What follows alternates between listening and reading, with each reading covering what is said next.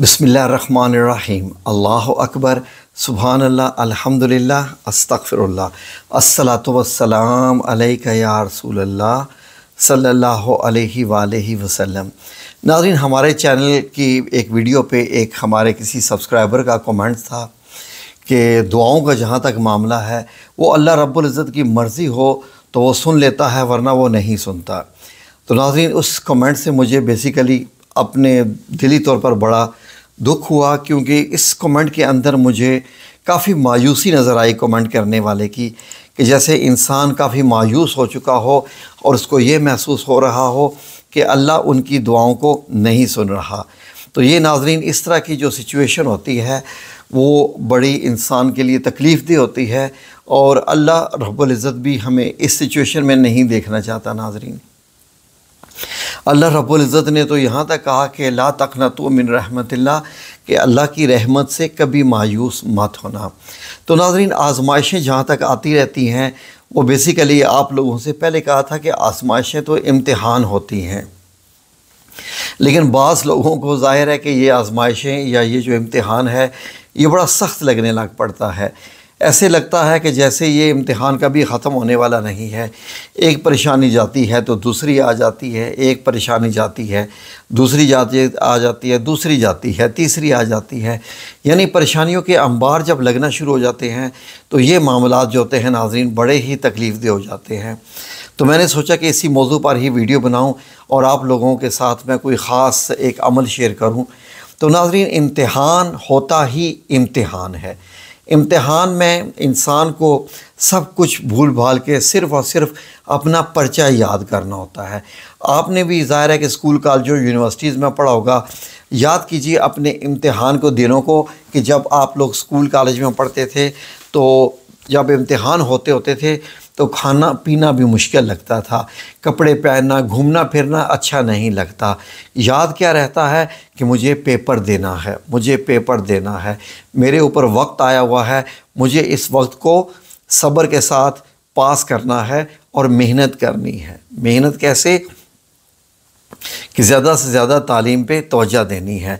तो इससे अंदाज़ा लगा लीजिए ये बिल्कुल ज़िंदगी का इम्तिहान भी बिल्कुल ऐसा ही इम्तिहान है। नाज़रीन, जो दुनियावी इम्तिहान में तो हम कुछ नहीं कह सकते यूनिवर्सिटी वालों को, लेकिन खैर ये जो हमारा अल्लाह है ना, इससे हम कह सकते हैं कि या अल्लाह, अपना इम्तिहान जो हम पे तूने डाला हुआ है ना, इसको अब हल्का कर दे, इसको ख़त्म भी कर दे। बस हो गई आजमाइश, हम इसी लायक ही थे। तो नाज़रीन, हम अल्लाह से ये तो कह सकते हैं ना, क्योंकि इम्तिहान में कामयाब होना ये तो मतलब ये है कि बड़ा सख्त होता है। यहाँ तक कि अल्लाह रब्बुल इज़्ज़त ने कुरान पाक में इरशाद फरमाया कि कितने लोग थे जो कि चीख उठे कि अल्लाह की मदद कब आएगी, यहाँ तक जब उन पे इम्तिहान का वक्त आया।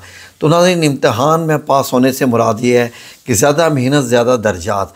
लेकिन ज़ाहिर है कि इंसान, हम इस दुनिया में जब रहते हैं तो हम लोग थोड़े से दुनियावी मामलात को देखते हुए हम बहुत जल्द होते हैं, और इस जल्दी में ही इंसान जो है वो अल्लाह से कहता है कि नहीं बस अल्लाह जी, बस अब बस, या मेरे रब्बुल इज़्ज़त, अब बस अब तो खुशियाँ अता फरमा दीजिए, कामयाबी अता फरमा दीजिए। तो हमें अल्लाह रब्बुल इज़्ज़त से अपने इस इम्तिहान को कम करना है, ख़त्म कराना है। तो कैसे ख़त्म करवा सकते हैं, समझने की बात है नाज़रीन। अल्लाह रब्बुल इज़्ज़त के सामने गिड़गिड़ा के, दुआएँ करके, वज़ाइफ़ करके, ज़िक्र अज़कार करके, तस्बीहात करके। लेकिन कौन सी तस्बीहात जो हमारे इम्तिहान को ख़त्म करवाए। हमने आपको आज तक रिज़्क़ हासिल करने की, बीमारियों की, दौलत हासिल करने की, रिश्ते हासिल करने की, जादू जिन्नात से निजात की, हर किस्म की तस्बीहात दी, लेकिन आज इम्तिहान ख़त्म करने की तस्बीह आपको बता रहे हैं। ऐसा ज़िक्र बता रहे हैं कि जिससे आपके ऊपर जो इम्तिहान है वो ख़त्म हो जाएगा। आपके ऊपर जो परेशानियां आ चुकी हैं वो अल्लाह रब्बुल इज़्ज़त से आप कहेंगे कि या अल्लाह, कि बस अब ये परेशानियां ख़त्म कर दे, क्योंकि या रब्बुल इज़्ज़त तू इस कायनात का रब है, तेरी कुन फ़यकुन से सारे मामले हल हो जाते हैं। तो हमारे ऊपर भी अपनी कुन फ़यकुन कर दे, और अब हमारी ज़िंदगी में मुकम्मल सुकून लेके आ जा, जो ज़िंदगी के बाकी दिन हैं हम सुकून से गुजार सकें। तो ये हमने कैसे करना है, ज़ाहिर है नाज़रीन, हम इस चैनल पर आपको मालूम है कि कुरान पाक से अहादीस मुबारक से हट के बहुत कम बताते हैं। बहुत अगर ज़्यादा से ज़्यादा बाहर भी निकले तो औलिया कराम के ज़िक्र अस्कार से हम बाहर नहीं जाते, लेकिन वो भी कुरान और सुन्नत की रोशनी में, कोई ऐसे अल्फाज ना हो जो कि इनसे हट के हों।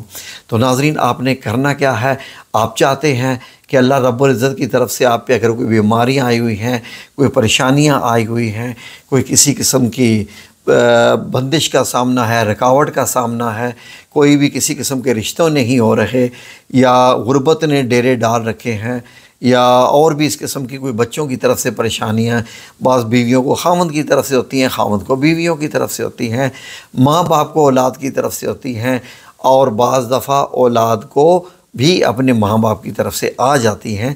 लेकिन माँ बाप तो खैर हमेशा गलत नहीं करते। लेकिन नाज़रीन, कोई भी मामला है, कोई आपके ऊपर अगर ऐसी हैं परेशानियाँ, तो आपने करना क्या है नाज़रीन, गौर से सुन लीजिए। आपको फॉलो करना पड़ेगा, ये बस मेहरबानी करें कि जैसे मैं बता रहा हूँ आपको वैसे ही करना है।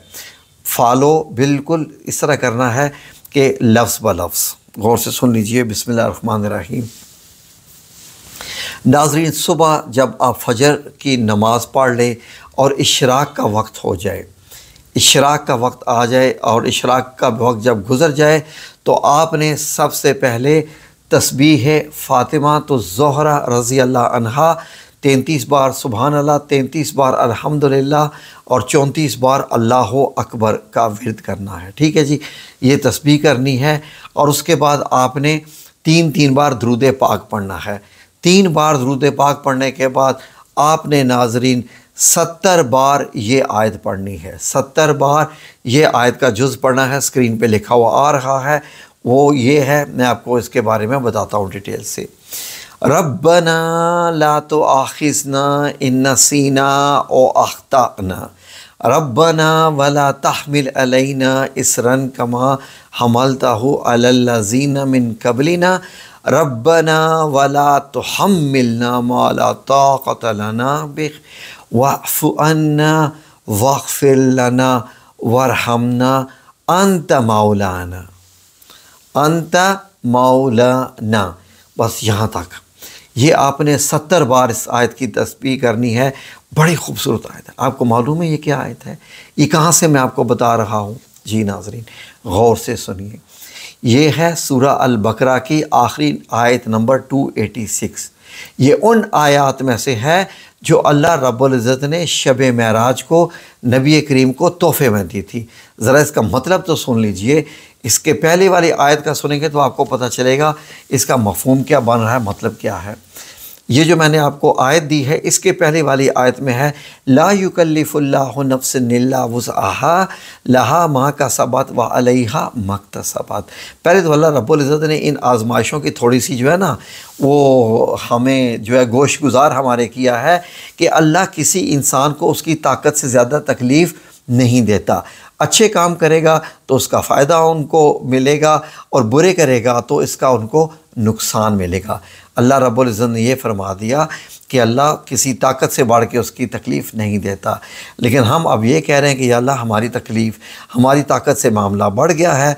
तो उसके बाद अल्लाह रब्बुल इज़्ज़त ने ये हमें दुआ बताई कि रब्बना ला तुआखिज़ना इन नसीना औ अख्ताना, कि ए परवरदिगार, यानी हमारे परवरदिगार, अगर हमसे भूल चूक हो गई हो तो हमसे मुआख़ज़ा ना कीजिए।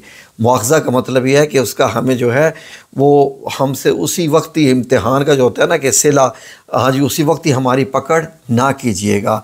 और उसके बाद है रब्बना वला तहमिल अलैना इसरन कमा हमलतहु अलल लज़ीना मिन क़ब्लिना, कि ए अल्लाह हमारे परवरदिगार, हम पर ऐसा बोझ, यानी ऐसा बोझ ना डालियो जो जी जैसा तूने हमसे पहले लोगों पर बोझ डाला है। हमसे पहले लोग जो, यानी जिन पे आज़माइशें आती रही हैं। तो रब्बना वला तहमिल अलैना मा ला ताक़त लना बिह वअफ़ु अन्ना वग़फ़िर लना वरहमना अंत मौलाना, कि ए हमारे परवरदिगार, जितना बोझ उठाने की हम में ताकत नहीं, इतना हमारे सर पर ना रखियो। यानी इतनी आजमाइश से हम नहीं गुज़र सकते जितना बोझ हम पे रख रहे हैं। तो वाफ़ु अन्ना, اے ہمارے پروردگار ہمارے گناہوں سے درگزر کر، وغفر لنا ہمیں بخش دے، ورحمنا ہم پہ رحم کر، انت مولانا کہ تو ہی ہمارا مالک ہے۔